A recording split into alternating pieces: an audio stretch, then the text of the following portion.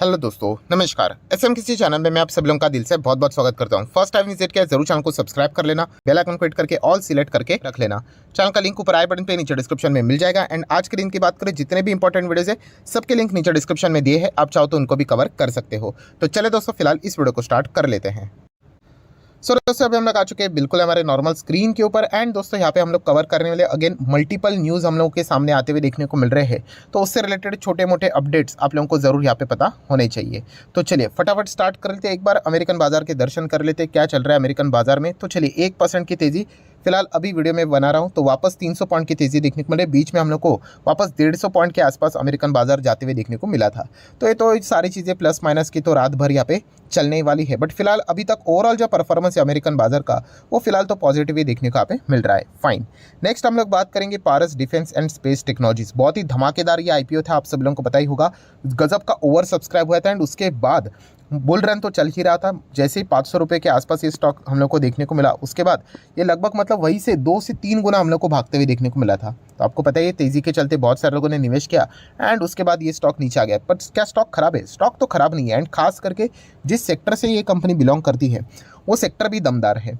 सो पारस defence की अगर हम लोग बात करें दोस्तों, तो आज के दिन एक बहुत ही अच्छी खबर देखने को मिल रही है कि 64 करोड़ का ऑर्डर उनको यहाँ पे फिलहाल यहाँ पे मिल चुका है। सो ऑब्वियसली ऑर्डर मिलेंगे तभी तो कंपनी के रेवेन्यू में जंप देखने को मिलेगा। रेवेन्यू जंप करेगा तो प्रॉफिट जंप करेगा, ईपीएस जंप करेगा तो अल्टीमेटली कंपनी का शेयर प्राइस भी जंप करते हुए देखने को मिलेगा। सो ऐसे अगर मल्टीपल ऑर्डर्स अगर कंपनी को मिलते रहे तो वाई नॉट, कंपनी वापस हम लोग को ऊपर भागते हुए देखने को मिल सकती है।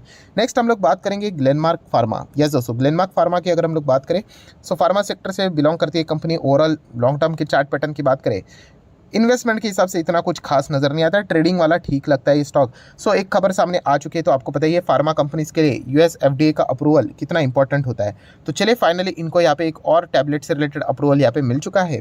सो एक पॉजिटिव न्यूज़ है। इसी के चलते आज के दिन की अगर हम लोग बात करें, थोड़ा बहुत पॉजिटिविटी स्टॉक में भी बना हुआ था। ओवरऑल मार्केट को अगर हम लोग देखें उसके हिसाब से आज के दिन हरे निशान में चलना ये बहुत ही इंपॉर्टेंट था।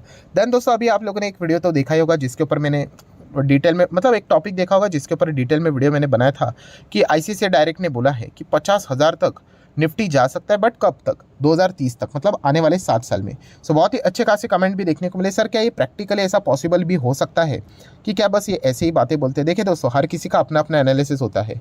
कुछ लोगों का मानना 50 होता है, कुछ लोगों का 40 हो सकता है, कुछ लोगों का 20 हो सकता है, क्या पता। कुछ लोग 10 बोल सकते हैं, कुछ लोग 60 बोल सकते हैं, कुछ लोग 1 लाख भी बोल सकते हैं। हर किसी का अपना अपना एनालिसिस, राइट। सो मार्केट कोई फिक्स टर्म नहीं है, जिसको जो लगता है वो अपने हिसाब से बातें सामने रखता है। बट मैं आपको बताना चाहूँगा, जैसे मैंने आपको कमेंट सेक्शन में भी वहाँ पे बताया था कि राकेश झुनझुनवाला जी ने भी बताया था कि उन्होंने प्रेडिक्ट किया था कि 2030 तक यस इंडियन मार्केट 1 लाख तक जा सकता है। एंड अब अगर आपको ये लगता है कि 1 लाख सेंसेक्स की बात हो रही है, नहीं, उन्होंने निफ्टी की ही बात की थी। बहुत सारे लोग शॉक हो चुके थे, राइट। सो इसके ऊपर भी मैंने डिटेल में वीडियो कवर किया था कि उन्होंने ऐसा क्यों बोला है, इसके पीछे का रीज़न क्या है। एंड 1 लाख अचीव करते करते ऐसी क्या दिक्कतें आ सकती है जो कि शायद से, मतलब बोलते हैं ना, निफ्टी को 1 लाख पहुँचाने से मतलब डिले हो सकता है। तो वो भी उन्होंने पॉइंट्स बताए थे। तो अगर आपको वो वाला वीडियो देखना है तो मैं लिंक ऊपर आई बटन पे देता हूँ, चाहो तो उस वीडियो को कवर कर सकते हो। नेक्स्ट अगर हम लोग बात करेंगे दोस्तों, तो पीवीआर। यस, पीवीआर की बात करें तो एक अभी बोल ही सकते हैं कि ये मोनोपोली कंपनी बन चुकी है, राइट। तो आइनॉक्स भी पहले अच्छा खासा मार्केट प्लेयर देखने को मिलता था, बट अभी आइनॉक्स की अगर हम लोग बात करें तो ये अभी कंपनी हटने वाली है। एंड वही अभी हम लोग को सिर्फ एक ही स्टॉक देखने को मिलेगा, PVR and INOX. So PVR and INOX की अगर हम लोग बात करें, मीडिया सेक्टर में ये कंपनी लीडर बनने का पूरा दमखम रखती है। एंड इसी चीज़ के चलते कुछ पॉजिटिव डेवलपमेंट देखने को यहाँ पे मिल रहे हैं, जैसे कि आईसीआईसीआई प्रूडेंशियल म्यूचुअल फंड या फिर एसबीआई म्यूचुअल फंड, राइट। उसी के साथ साथ अगर हम लोग बात करें, कुछ और भी पॉपुलर फंड्स हम लोग को देखने को मिले जिन्होंने पीवीआर के स्टेक्स यहाँ पे, मतलब शेयर्स यहाँ पे खरीदे हैं। लगभग 380 करोड़ का इन्वेस्टमेंट देखने को मिल रहा है। मतलब म्यूचुअल फंड्स हम लोग को पीवीआर में निवेश करते हुए देखने को यहाँ पे मिल रहा है। बट देखिए, इसका अर्थ नहीं कि आप भी ब्लाइंडली जाके खरीदो करके। बट येस, ओवरऑल अगर हम लोग स्ट्रक्चर की बात करें तो पीवीआर कोई एरी गैरी नत्थु गैरी कंपनी नहीं है। डेफिनेटली बहुत अच्छी कंपनी है। एंड अगेन कह रहा हूँ दोस्तों, यहाँ पे बॉलीवुड हो या फिर साउथ हो, राइट, या फिर रीजनल फिल्म हो या फिर हम कह सकते हैं हॉलीवुड हो, कोई भी आए, किसी का भी पिक्चर हिट होए, अल्टीमेटली पैसा तो पीवीआर ही कमाएगा, राइट। तो जो भी स्क्रीनिंग होती है, साउथ मूवी की हो, बॉलीवुड की हो, रीजनल मूवीज़ की हो या फिर हॉलीवुड की हो, अल्टीमेटली बेनिफिट पीवीआर को ही मिलता है, क्योंकि सबसे ज़्यादा स्क्रीन्स इनके ही हम लोग को इंडिया में देखने को मिल जाते हैं। इनका कॉम्पिटिशन था आइनॉक्स के साथ, वो भी इन्होंने यहाँ पे अल्टीमेटली इनको खरीद लिया है। एंड जो बाकी का कॉम्पिटिशन बचा है इरोस इंटरनेशनल, वो तो नाम का बस स्टॉक यहाँ पे बचा है, आप देख सकते हो कुछ वहाँ पे परफॉर्मेंस देखने को ही नहीं मिलता है।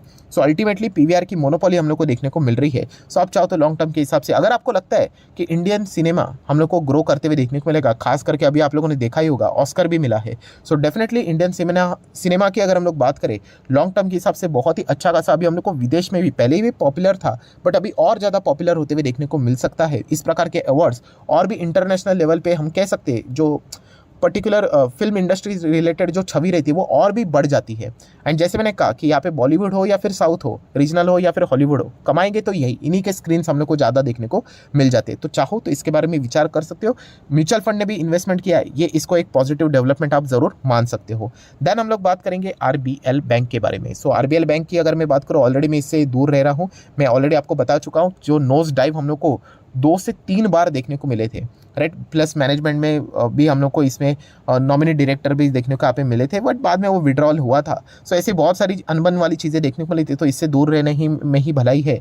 सो अभी के आज के दिन की न्यूज़ क्या है, तो आप लोगों को पता ही है कि इनके ऊपर लगभग 2.25 करोड़ का फाइन यहाँ पे लग चुका है, क्योंकि कुछ रूल्स रेगुलेशंस होते हैं, आप बैंक्स चलाते हो, सो अगर आप वो ब्रेक करोगे तो आरबीआई तो फाइन लगाएगा ही। तो कितना आरबीआई ने फाइन लगाया, 2.25 करोड़। इसका अर्थ ये नहीं कि आरबीएल बैंक बर्बाद हो गया करके, बट यस डेफिनेटली इस प्रकार की चीज़ें थोड़ा सा नेगेटिविटी क्रिएट कर देती है।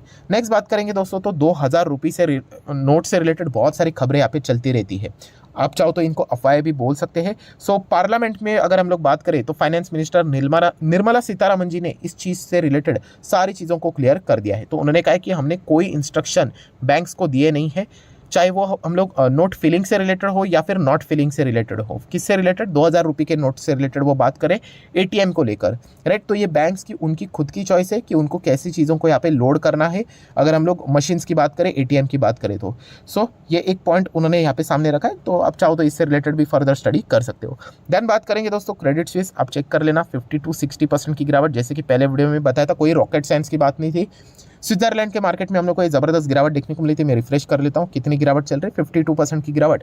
तो न्यूयॉर्क स्टॉक एक्सचेंज में भी ये गिरावट देखने को यहाँ पे मिलने ही वाली थी। जस्ट फॉर्मेलिटी था कि कब मार्केट ओपन हो रहा है एंड उसके बाद गिरावट रहेगी, पर ये गिरावट हम लोग कह सकते हैं बहुत ही ज़बरदस्त बात है, क्योंकि क्रेडिट स्विस का जो लाइफ टाइम का जो प्रॉब्लम था बाकी मार्केट के लिए अच्छा है। हाँ, क्रेडिट स्विस के लिए बुरी बात है, हम बोल सकते हैं कौड़ी के भाव के ऊपर यहाँ पे डील होते हुए देखने को यहाँ पे मिल रही है, राइट। बट मार्केट के लिए अच्छी न्यूज़ क्या है कि इतनी बड़ी बैंक डूब जाती तो क्या हो जाता, भूकंप आ जाता। सो जो 2008 वाला जो क्राइसिस था, जो नज़र आ रहा था, वो अभी हम लोग को हटते हुए देखने को मिल रहा है। वो पूरी जो हम बोल सकते हैं जो प्रेशर था वो यूबीएस ने अपने ऊपर यहाँ पे ले लिया, नो डाउट। इसके पीछे स्विट्जरलैंड की गवर्नमेंट भी खड़ी है स्ट्रांगली, इसलिए उन्होंने वो यहाँ पे मतलब दुस्साहस किया, हम लोग ऐसा भी बोल सकते हैं। सो ये सारी चीज़ें हम लोग को देखने को यहाँ पे मिल रही है। सो इसी चीज़ के चलते थोड़ा सा पॉजिटिविटी बना हुआ है।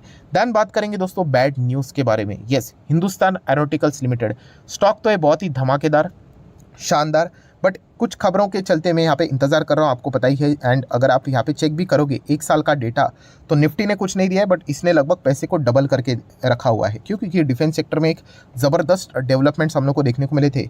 बट अल्टीमेटली दोस्तों जो न्यूज़ का अपडेट सामने आ रहा है बहुत ही ज़्यादा डिसअपॉइंटमेंट वाला है, एटलीस्ट मेरे हिसाब से तो डिसअपॉइंटमेंट वाला है। सो कौन सी न्यूज़ का हम लोग इंतज़ार कर रहे थे, आपको पता ही है कि यहाँ पे तेजस एयरक्राफ्ट से रिलेटेड, राइट, जो लाइट कॉम्बैट एयरक्राफ्ट हम लोग को देखने को मिल रहा है, तो 6 कंट्रीज़ ने इंटरेस्ट दिखाया था कि वो तेजस एयरक्राफ्ट खरीद सकते हैं।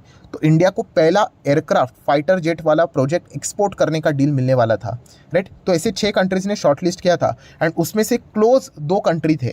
उसमें से एक नाम था दोस्तों अर्जेंटीना एंड दूसरा नाम था मलेशिया। सो दोस्तों मलेशिया से रिलेटेड न्यूज़ सामने आ चुके हैं, आप देख सकते हैं। HAL लूजेस मलेशिया का जो LCA कॉन्ट्रैक्ट था, तो अभी फाइनली वो कॉन्ट्रैक्ट किसको यहाँ पे मिल चुका है, साउथ कोरिया का जो KIA है उन्होंने वो कॉन्ट्रैक्ट यहाँ पे जीत लिया है।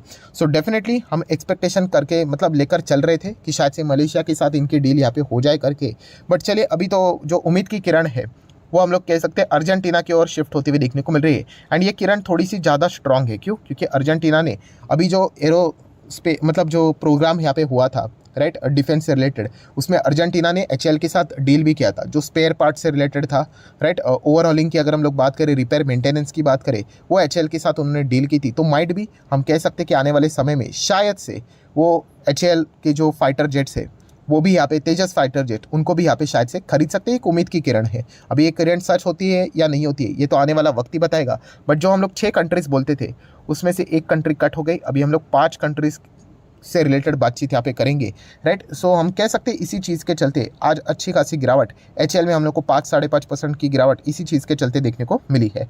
देन अगर हम लोग यहाँ पे बात करेंगे नेक्स्ट पॉइंट, सो बीपीसीएल, एचपीसीएल, आईओसी, ये स्टॉक में तेज़ी इसीलिए गिरावट वाले माहौल में जो लोग पूछ रहे हैं उनको बताना चाहूँगा। तो क्रूड ऑयल जब भी गिरता है ना दोस्तों, तो यहाँ पे इन स्टॉक्स में हम लोग को अच्छी तेज़ी देखने को मिल जाती है। इनके लिए वो रॉ मटेरियल है, उनको खरीदना पड़ता है ना। तो कल 80 का क्रूड 70 आ जाएगा, कल 70 का अगर 60 हो जाएगा, इनके लिए तो अच्छी बात है।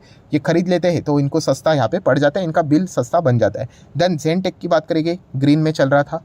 केपीआईटी की बात करें, ग्रीन में चल रहा था। क्यों ये मैं कवर कर रहा हूँ, क्योंकि फ्राइडे के दिन में भी इनमें हम लोग को तेज़ी देखने को मिली थी। सो आज के घमासान वाले बाजार में भी उन्होंने अपनी तेज़ी को कंटिन्यू रखा था। दैन डो जोन्स की बात करें, जाते आते एक बार वापस चेक कर लेते क्या चल रहा है। तो चलिए 300 पॉइंट के आसपास की तेज़ी देखने को यहाँ पे मिल रही है। सो अभी तक जो मैं वीडियो बना रहा था तब तक तो अमेरिकन बाजार में अच्छा परफॉर्मेंस देखने को मिला। अभी देख लेते हैं यहाँ पे इनकी क्लोजिंग कैसे होती है।